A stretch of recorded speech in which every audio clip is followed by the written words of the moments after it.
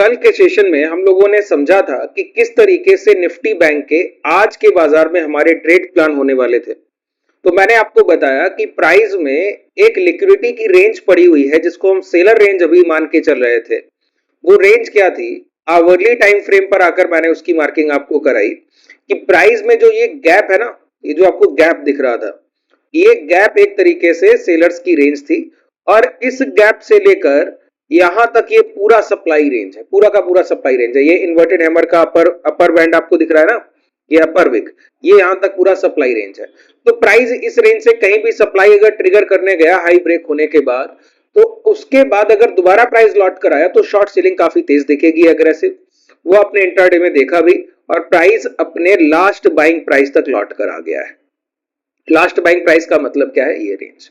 अब एक बात आज के सेशन में हमको समझनी होगी कि कल अगर बाजार में कोई डाउनफॉल हो या अप ट्रेंड हो तो उसके लिए कैसे हम चीजों को पिच करने वाले, ये समझना होगा कि कौन से लेवल्स आपके लिए महत्वपूर्ण हैं। जैसे एक तरीका तो ये हो सकता है कि प्राइस ने इस गैप के रेंज की लिक्विडिटी यहां से उठा ली, इस रेंज की लिक्विडिटी उठाने के बाद मार्केट ने गिरावट की और डाउन ट्रेंड में यहां तक हम आ गए।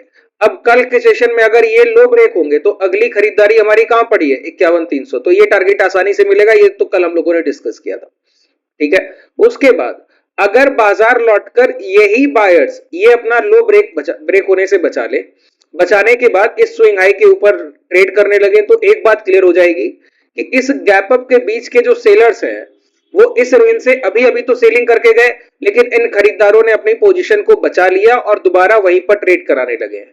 अगर ये एक्यूमुलेशन चला तो आज के हाई और लो के अंदर कल का दिन गुजर जाएगा, इसको हम कहेंगे एक सेलर डे, ठीक है।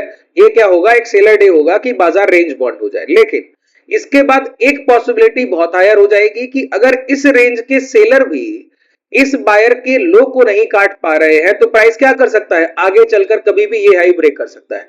और अब अगर ये हाई ब्रेक होंगे तो हमारा क्या एक डायरेक्शन मोमेंटम होगा। जैसे रिसेंटली हम क्या ट्रेड कर रहे हैं, सेल ऑन राइज, कि डाउन ट्रेंड का बाजार है तो गिरावट को हम ज्यादा वरीयता देते हैं, जो कि आज भी आपने देखा, पहले के सेशंस में भी इसी तरीके से हम चल रहे हैं। हमारे ट्रेड प्लान में कोई चेंज नहीं। तो क्या इस रेंज के ब्रेक होने के बाद हमारे ट्रेड प्लान चेंज होंगे और सेल ऑन राइज से क्या हम बाई ऑन डिप की तरफ बढ़ जाएंगे? उसके लिए हमको चाहिए होता है एवरेजेस का कंफर्मेशन, औसत भाव का कंफर्मेशन। एवरेज प्राइस का कंफर्मेशन समझते हैं। एवरेज प्राइस का कंफर्मेशन हम लोग करते हैं बिगर टाइम फ्रेम पर इस तरीके से। सबसे पहले ये देखना होगा कि हम किस टेरिटरी से गिर कर आए। तो पूरे चार्ट में अगर आप गौर करें तो सबसे पहले ये हाई लगे थे, इस हाई के ब्रेक होने के बाद हमने यहां से लिक्विडिटी उठाई और ये लो पर लगाए। तब से प्राइस ये लो ब्रेक करने की लगातार कोशिश कर रहा था। बात क्लियर हुई? तब से प्राइस क्या कर रहा था, ये लो ब्रेक करने की लगातार कोशिश कर रहा था, जो कि अभी तक नहीं हो पाया। और बायर्स ये हाई ब्रेक करने की कोशिश कर रहे थे, जो कि अभी तक नहीं हो पाया। प्राइस अभी लास्ट मोमेंटम करके गया तो इस लो के नीचे के बायर्स को उठाकर लाया, जिन्होंने प्राइस को दोबारा इस हाई तक पहुंचाया। रिसेंटली प्राइस गया और इस हाई के ऊपर के सेलर्स को उठाकर लाया, जो आज के सेशन में प्राइस को लो की तरफ खींच रहे हैं। अब अगर ये रिसेंट बायर्स, जो कि ये लो अभी रिसेंटली लो लगे हुए हैं, आज का लो क्या है सर, 51,800। अगर 51,800 ब्रेक होने से पहले पहले मार्केट बदले और ये हाई ब्रेक कर दे, इसका मतलब है ये लोअर साइड की लिक्विडिटी बड़ी शार्प है, तो ये प्राइस को और ट्रेंडिंग हायर साइड करा सकती है। फिर हम यहां तक के टारगेट रख सकते हैं। अब इसको पहले समझ लें, बायर और सेलर के एवरेज प्राइस से पहले समझ लें। यहां से सप्लाई की शुरुआत हुई और यहां से सप्लाई होकर रिसेंटली हम यहां ट्रेड कर रहे हैं। तो सबसे पहले हमको यह देखना होगा कि सेलर्स का एवरेज प्राइस क्या है। सेलर्स ने कई एक दिन पहले, अगर आप गौर करें तो 26 सितंबर को ये टॉप लगा था, ठीक है।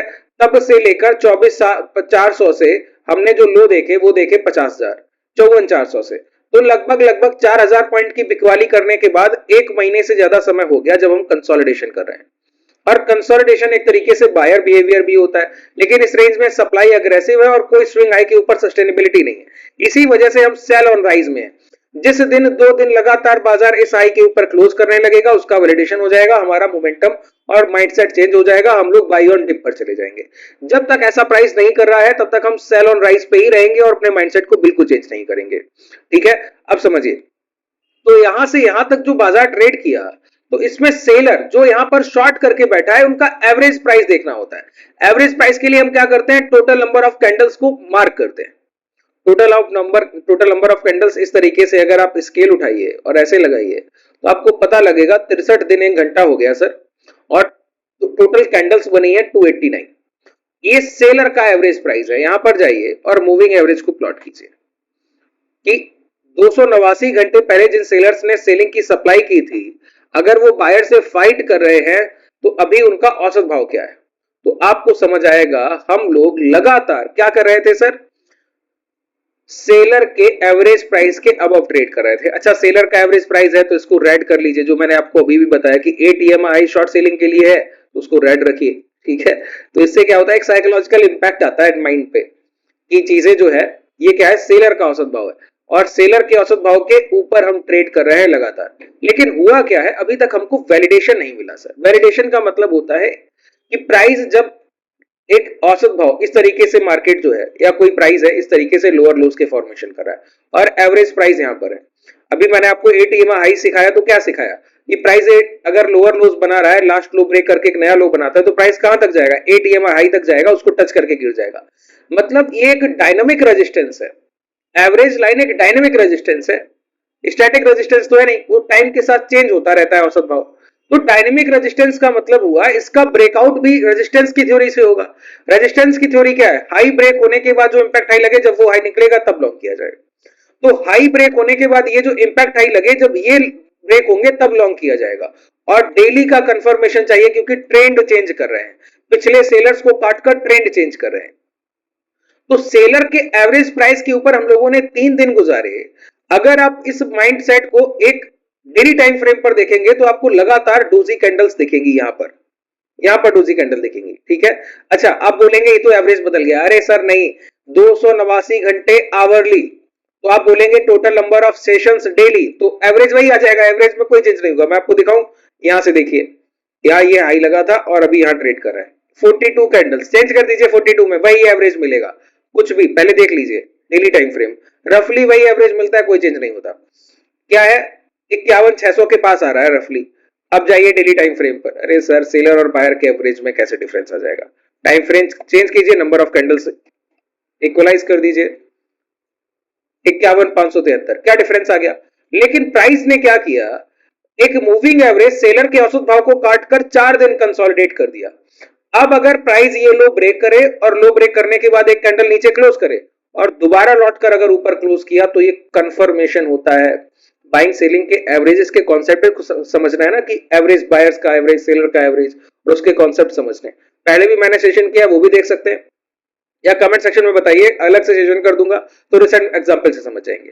तो प्राइस क्या करता है, इसके ऊपर बना रहता है, बना रहने के बाद इसको टच करने आएगा या इसके नीचे कैंडल क्लोज करने आएगा। उसके बाद जाकर जब ब्रेक करता है तब हायर साइड ब्रेकआउट का वैलिडेशन होता है और ट्रेंड चेंज हो जाता है। अगर इस तरीके का कोई सेंटीमेंट अगले 2-3-4 दिन में देखने को मिले तो हायर साइड डायरेक्शन मूवमेंट।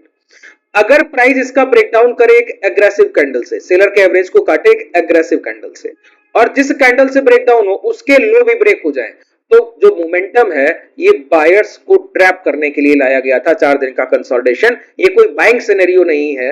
और जैसे ही जो कैंडल सेलर के एवरेज प्राइस के नीचे क्लोज करेगा उसके लो ब्रेक होंगे तो हम लोग सेलिंग की तरफ जाएंगे। जितने लोगों ने यहां पर एक्यूमुलेशन किया वो सारे ट्रैप है। और वो मैंने कल के सेशन में आपको समझाया कि बाइंग कैसे कराई गई है बायर से, ठीक है, कि लगातार प्राइस को लो लो लो सेव कराए गए और सारे एसएल हंट किए जा रहे हैं अब इस टाइम पर। अब कितनी कैंडल्स रखनी होंगी आवरली पर, 289। यही तो सर चेंजमेंट है। बाजार के प्राइस में कोई मूविंग एवरेज के प्राइस में औसत भाव कैसे बदल सकता है। अगर 10 दिन पहले कोई बायर खरीदने आया और अभी तक खरीद रहा है तो उसका एवरेज प्राइस कैसे, औसत भाव तो वही रहने वाला है। टाइम फ्रेम के according number of candle change हो जाती है बस। अब एक काम हमको और करना होगा, क्या, बायर्स के एवरेज प्राइस को भी साथ में देखना होगा। देखिए बायर्स का एवरेज प्राइस कैसे डिफरेंशिएट करेंगे। लो क्या लगा था, ये लो लगने के बाद इसके नीचे भी हम लोगों ने कोई प्रॉपर क्लोजिंग दिया नहीं। तो यहां पर अगर आप गौर करें तो 248 कैंडल्स, ठीक है, 248 कैंडल्स का फॉर्मेशन है। अगर यहां पर एक दूसरा मूविंग एवरेज लगाइए, और ये सिंपल मूविंग एवरेज हम लोग यूज करते हैं, 289 के बाद 248, ये बायर्स है, ये बायर्स एवरेज है, तो इसको ग्रीन रखिए। साइकोलॉजिकल आपको समझ आएगा कि कौन सा बायर का औसत है, कौन सा सेलर का, ठीक है। अब देखिए ये कन्वर्जन हुआ था पहली बार, कन्वर्जन के बाद प्राइस ने क्या किया, हायर साइड आ रहा है, या तो इसको ब्रेक करेगा या इसको टच करके दोबारा गिर जाएगा, ठीक है। तो प्राइस क्या करे, इसका ब्रेकडाउन तो करे, ब्रेक डाउन करने के बाद लौट कर दोबारा अगर ऊपर क्लोज कर गया तो समझ लीजिएगा अब लॉन्ग की तरफ जाना है, प्राइस का पूरा सेंटीमेंट चेंज हो जाएगा सर। और उसमें आपको दिखेगा नेगेटिव विक्स, वो आपकी हेल्प करेगा कि बाजार में डर नहीं है, अब बाजार लॉन्ग के लिए जाने वाला है। ठीक है, अभी ये मेक और ब्रेक लेवल पे हम खड़े हैं, तो पहले से प्लान कर लीजिए क्या क्या हो सकता है। उसके बाद क्या हो कि प्राइस इसके नीचे सेलर बायर और दोनों के एवरेजेस के नीचे क्लोज करे। क्या प्राइस है ये? 51,461, 51,500 राउंड फिगर मान लीजिए। इसके नीचे एक कैंडल क्लोज करे और उसके लो ब्रेक करने लगे और एग्रेसिवली 2 और 5 मिनट के टाइम फ्रेम पर एग्रेसिव लो ब्रेक होने चाहिए, तो समझ लीजिएगा कि हम लोअर साइड मोमेंटम में एंटर कर चुके हैं। जो भी ये प्राइस इसके ऊपर सस्टेन किया, ये कोई बाइंग नहीं थी, अब प्राइस दोबारा लोअर डायरेक्शन मोमेंटम की तरफ बढ़ जाएगा। ठीक है, और उसके लिए सबसे महत्वपूर्ण पॉइंट पता है क्या है? ये एवरेज कहां पर आ रहा है? इस डब्ल्यू फॉर्मेशन के मिडिल पर आ रहा है। यही आपके लिए सबसे जरूरी बात है कि लोअर साइड डायरेक्शनल ट्रेंड की शुरुआत होगी कहां पर। अगर आप ये डब्ल्यू फॉर्मेशन का ये मिडिल पॉइंट देखें ना, ये बहुत इनसाइट ऑफ प्राइजेक्शन होता है, जो मैं आपको पॉइंट बता रहा हूं।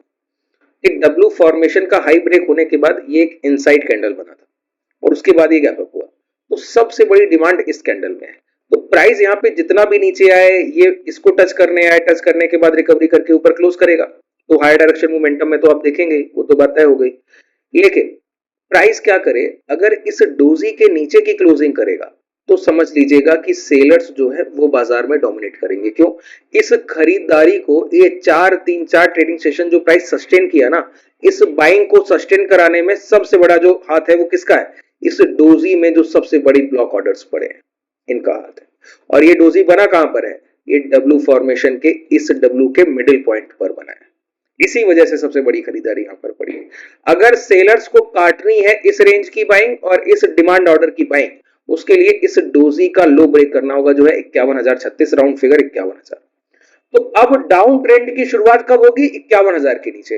अगर प्राइस 51,000 के ऊपर सस्टेन करता रहा और कोई स्विंग हाई ब्रेक हो गए, तो लॉन्ग की पोजीशंस अब आप 2 और 5 मिनट के टाइम फ्रेम पर तो ट्रेड कर ही सकते हैं। उसके बाद अगर हाई भी ब्रेक हो गए तो कंफर्मेशन हो जाएगा कि 5 और 10 मिनट के टाइम फ्रेम पर भी हम लॉन्ग की पोजीशंस को ट्रेड कर पाएंगे। अगर इसके पहले पहले प्राइस ये लो ब्रेक कर दे 51,000, तो समझ लीजिएगा ये सेल ऑन राइज का बाजार है और ये एक नए लो लगाने जा रहा है। ये लो भी ब्रेक होंगे और नए लो लगेंगे। बात क्लियर हो गई? लगभग पूरा कॉन्सेप्ट आपको बेहतर तरीके से समझ आया होगा। कोई भी डाउट हो तो नीचे कमेंट सेक्शन में बताइएगा। अगर आप किसी टॉपिक पे और अच्छे से चीजें विस्तार पूर्वक सीखना चाहें तो उस टॉपिक को मेंशन कर सकते हैं।